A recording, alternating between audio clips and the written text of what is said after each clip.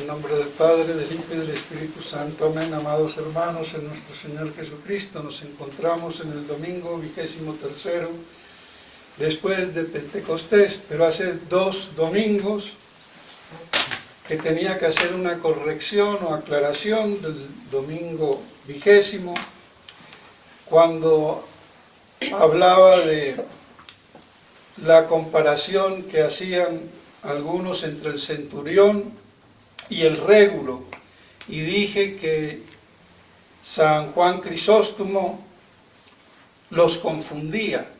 Fue un error, él no los confundía, él decía que otros, pero no él, otros los identificaba. Entonces, ahí pues valga esta aclaración y vemos que no había discrepancia con lo que la explicación que di, que era la de Santo Tomás, que eran 2 personajes distintos. San Juan Crisóstomo también decía lo mismo, nada más que me di cuenta tarde que había entendido mal, y pues por eso ahora lo aclaro, aunque me quedó la espinita y me puse a mirar en las homilías de San Juan Crisóstomo y pues ahí estaba claro. Entonces digo, pero ¿cómo? Fui a donde al comentario de Santo Tomás, y Santo Tomás decía no que San Juan Crisóstomo decía, sino que San Juan Crisóstomo decía que otros opinaban tal cosa. Y yo, esa fue la partecita que entendí mal al traducir el latín. Bueno, y hoy vemos cómo la hija de Jairo, aunque no lo dice este evangelio, pero así está consignado en otros paralelos y en la interpretación común, identificado como la curación de la hija de Jairo, un principal de la sinagoga o archisinagoga, que va y se postra, por eso dice, le adoró. Solamente se adora a Dios, pero aquí no habría problema, pero muchas veces vemos que adoran al rey, al magistrado, y es que se postraba, así se saludaba en la postración, parecido a lo que hacen los musulmanes cuando rezan, que se arrodillan y se postran. Pues entonces tanto valía para uno como para otro, y por eso se dice se adoraba, pero en realidad cuando en las escrituras se traduce adorar y no es Dios sino a otro hombre, pues se debe de entender como saludo de postración, de veneración profunda, que era la manera oriental. En este caso, pues bueno, lo hizo como adoración o lo hizo como postración y reverencia, pues ahí ya no me meto. De todos modos, algo de fe tenía el hombre, porque viene a pedirle a nuestro Señor que le resucite la hija.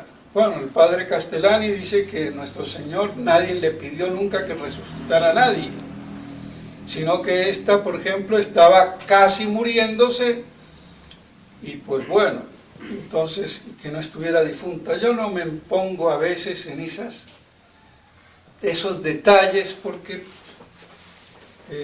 Santo Tomás también dice que San Agustín resuelve la cuestión, porque la niña no era que estaba muerta, sino que se estaba muriendo, pero entonces él temía que cuando llegara ya estuviera muerta, y entonces por eso le dijo que difunta. Bueno, de todos modos, hay veces que los santos padres, como se han puesto tanto a alegorizar, entonces a veces se distraen en detallitos que poco importa. Lo que interesa es el hecho, que este buen hombre viene de la sinagoga, fariseo, los fariseos atacaban a nuestro Señor, entonces era un buen hombre, como Nicodemo, del círculo de los fariseos, pero sin él tener un corazón de fariseo, de doblez, de engaño y de impugnación a nuestro Señor. Y por esto se postra o lo adora, o las dos cosas, y le pide que venga a su casa porque su hija está muriéndose, o ya está muerta, o pensaría que cuando ya llegara ya se habría muerto, cuando le estuviera diciendo, porque siempre había un trecho que hacer, pues bueno. Pero bien, lo importante es ir a lo esencial. Y las alegorías es como el violín, muy bonito. Pero si yo no me centro en lo textual, literal, yo hago fantasía, hago cine, novela del Evangelio, muy bonito, sí, violincito, pero ¿qué quieren? Esa no es la substancia. Y a mí me parece que se ha abusado mucho de eso. Y algo queda. Pues como ahora estamos tan apretados, hay que ir al grano. Y punto. Y lo demás, bueno, allá cada cual. Pues bien, entonces, en el ínterin aparece la hemorroísa, que dicen que es la Verónica, el padre Castellani lo dice. La Verónica, que fue la misma mujer que le tendió el velo. Ahora, ¿por qué esta mujer no se acercó y le habló, sino que pensaba con tocarle por detrás, aunque fuera la orla de su vestido, de su túnica, se curaría? ¿Qué fe tenía, no? Pues bien, dada el flujo de sangre, pues poner ahí en medio de todo lo que pasaba a una mujer le da cierto pudor y cierta vergüenza, por la misma enfermedad que ya es vergonzosa. Y que no pase lo que algunas madres brutas, que ya la niñita tiene 12 años y no le dicen, y le da flujo en medio del colegio y todos se ríen, porque ni la preparan. Eso es la cultura sexual, no lo que le enseñan ahora en el colegio de perro y gato. Preparar a la niña ya antes de que tenga el problema. Es que hay que ser muy burra para que una madre a una niña de 11 años o 12 años no le explique cómo son las cosas. Y yo conozco casos, y por eso lo digo. Es aberrante. No se forma. Entonces, y a ver cómo queda un trauma de esos. Pero así son. Bueno. Pues bien, entonces, ese pudor, la mujer pues se conformaba sin exponerle ahí medio a hurtadillas, le toco el vestido y ya me curaré. Y nuestro Señor, ¿quién me ha tocado? ¿Cómo quién te ha tocado? Si está todo el mundo apeñado ahí alrededor de él. Pero nuestro Señor se dio cuenta que una virtud había salido de su túnica, que estaba en contacto con su cuerpo, y quiso señalar la cosa: ¿quién me ha tocado? Y al ver a la mujer le dice: ten confianza, tu fe te ha salvado. ¿Cómo la fe salva? Por eso es importantísimo la fe.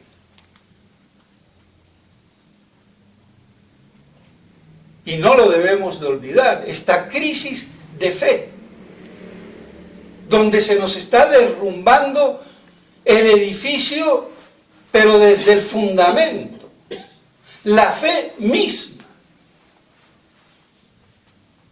Y si eso se derrumba, ¿cómo nos vamos a salvar? Y es la misma fe que termina teniendo este príncipe de los fariseos, Jairo. Cuando nuestro Señor llega, ve ahí los tañedores, las lloronas, porque también hay una parte terapéutica de ayudar a llorar para que la tristeza salga y no se vaya para adentro, se vomite si quiere. Y entonces, y eso temple la situación.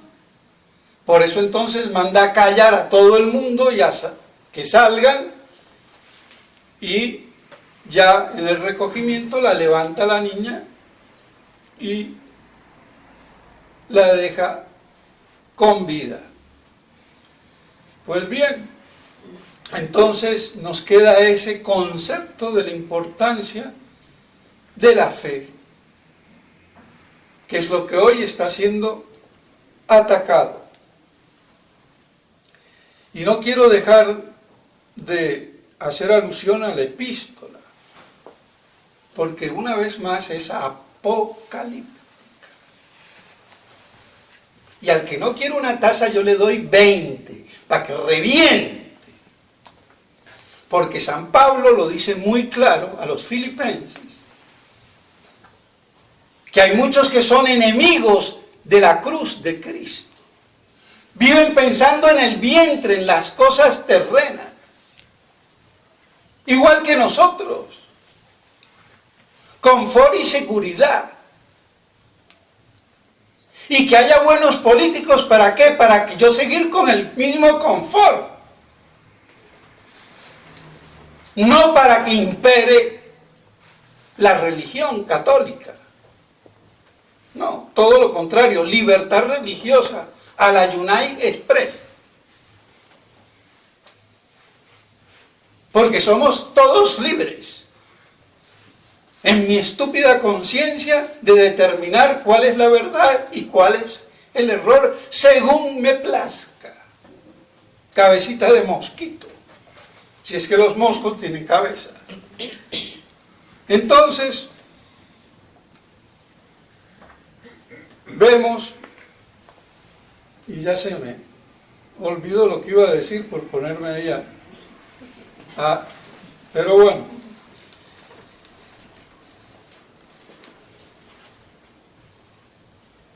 se ponen a pensar en las cosas y los placeres de esta tierra y no mirar las cosas del cielo.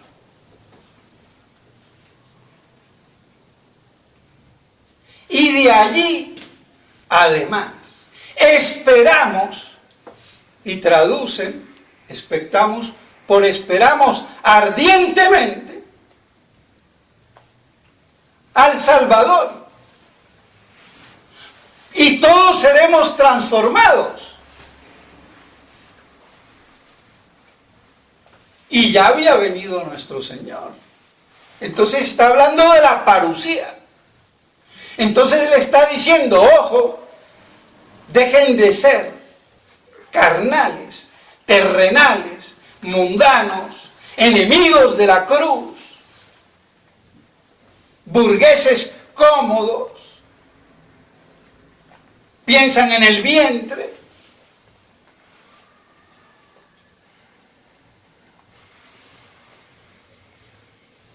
Nosotros debemos de pensar también en las cosas del cielo, y les da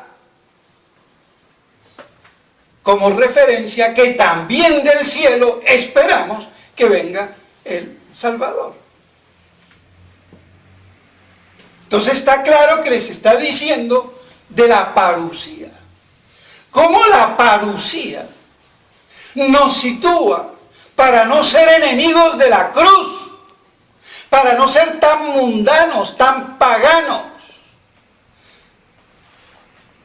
A ver si nos entra en la cabeza. Porque esto se lee y pasa así, muy espiritual. Me habla del cielo, pero desde allí ha de venir el Salvador. Entonces eso no se puede dejar pasar, y yo no lo voy a dejar pasar por alto, sin señalarlo y releerlo. No más nuestra morada está en los cielos, de donde también esperamos ardientemente como Salvador al Señor Jesucristo, el cual transformará nuestro cuerpo de miseria. Entonces está hablando de esa transformación que tendrán los que encuentre vivos el día de la parucía y en el recto camino. Es más o menos lo mismo que se lee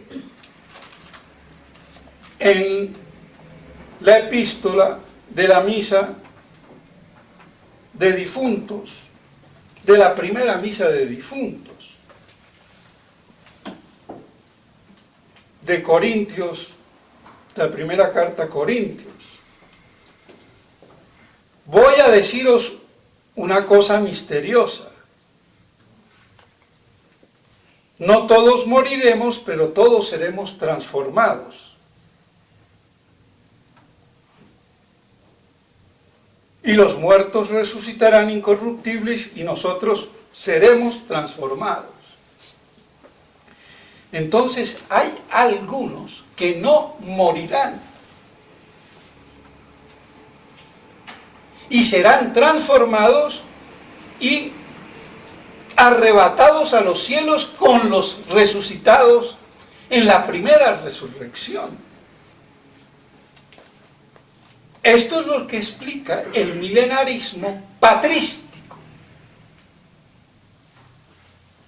que se desecha como si fuera basura. Y ese es el gran problema de la pérdida de la fe. Porque al olvidar todo esto, nos volvemos mundanos carnales, demasiado materiales. Nos olvidamos de las cosas del cielo y de Dios. Y nos olvidamos que desde ese cielo va a venir nuestro Señor. Y a los que estén vivos los transformará. A los que estén vivos en la recta vía. Porque también habrá otros vivos que quedarán y no serán transformados y serán los viadores. Todavía hombres que no son incorruptibles. Aunque ya les dije que según San Irineo, como dice el padre Orbe, esos viadores serán santos, tendrán hijos santos y no morirán. Los que morirán al fin serán la parte de los viadores malos. Pero no me quiero poner en estos vericuetos, porque si no aceptamos la idea general y sustancial, menos los detalles. Y por eso, para no caer en detalles, ni aún en la interpretación patrística milenarista, que era doctrina común en los 3 o 4 primeros siglos de la Iglesia, y que después cayó en el olvido por la razón que sea. Aún así, es de fe que el reino de Cristo en esta tierra es de fe. Se acontezca o produzca como quieran, pero es un dogma de fe. Luego, si yo lo supedito solamente al reino en los cielos, soy un hereje, por bruto, por estúpido, por lo que fuera, o por irreflexión, o por falta de adoctrinamiento. Porque nuestro Señor es Rey. Como hombre, porque como Dios siempre fue Rey, el Padre es Rey, el Espíritu es Rey y la Santísima Trinidad es Rey de todo. Se trata como hombre y Él se hizo como hombre en la tierra, no en la luna, ni en Júpiter, ni en el cielo.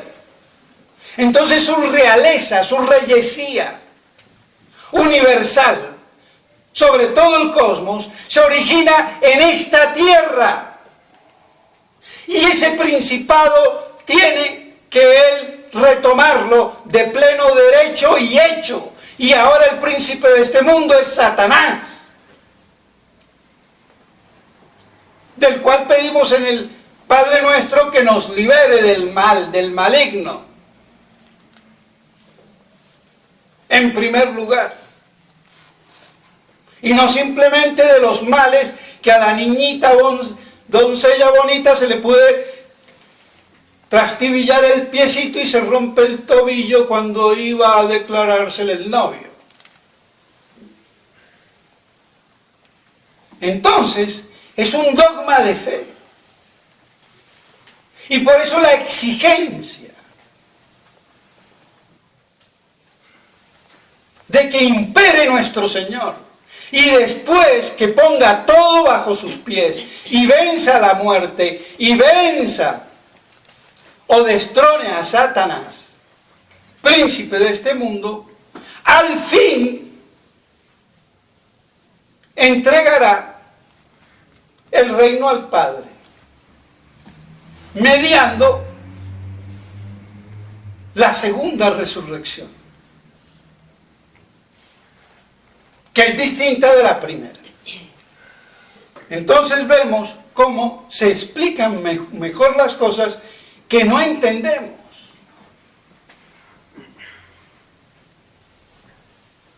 Pero por lo menos que nos quede claro que Cristo es Rey en esta y sobre esta tierra. Y de aquí para el cosmos entero, porque Él se hizo Rey como hombre por la encarnación en esta tierra.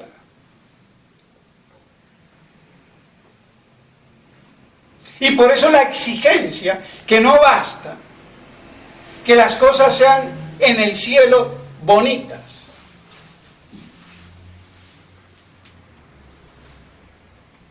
Porque el que se ha enseñoreado de eso es Satanás. Y eso se tiene que acabar. Y entonces nuestro Señor, para redondear su redención, tiene que recapitular todo en Él y poner todo y someterlo todo a Él para poder entregarlo al Padre. Y así tenga fin el reinado de Cristo, no como Rey, sino como fin de un milenio de viadores, donde todo recapitulado en Él, Él entrega su reino al Padre y sigue siendo de Él, pero ya recibiéndolo el Padre, la fuente de toda divinidad en la Santísima Trinidad. Por eso todo sale del Padre y vuelve al Padre, como principio, del cual el Hijo y el Espíritu Santo proceden. Entonces, para que haya esa conjunción, tiene que haber toda la restauración aquí en la tierra que ha sido trastocada por el pecado. Entonces las cosas se tienen que arreglar en esta tierra para que después en el cielo o donde sea continúen eternamente en el seno del Padre. Pues bien, no me quiero alargar más, pero ven cómo las cosas se entienden mucho mejor. Y aquellos que no quieran entrar, a ver cómo la explican. Y a ver cómo se contradicen y a ver cómo se salvan de la herejía. Porque el que niegue que el reino de Cristo es en esta tierra, es un hereje. más allá que cualquier interpretación exegética. Porque su encarnación fue en esta tierra, y es por su encarnación que Él es rey como hombre. De esa reyesía y realeza se habla, como hombre. Y se hizo hombre aquí. Entonces, que eso quede bien claro. Pues bien, mis estimados hermanos, entonces tengamos presente que nuestro Señor volverá. Y eso es un escudo y garantía para no ser enemigos de la cruz de Cristo y no ser terrenales, carnales, que piensan en el vientre. Ese es el consejo que nos está dando San Pablo y que a veces lo tomamos así como muy a la ligera, sin reflexionar. Que la Santísima Virgen María nos ayude a meditar todas estas cosas. En nombre del Padre, del Hijo y del Espíritu Santo. Amén.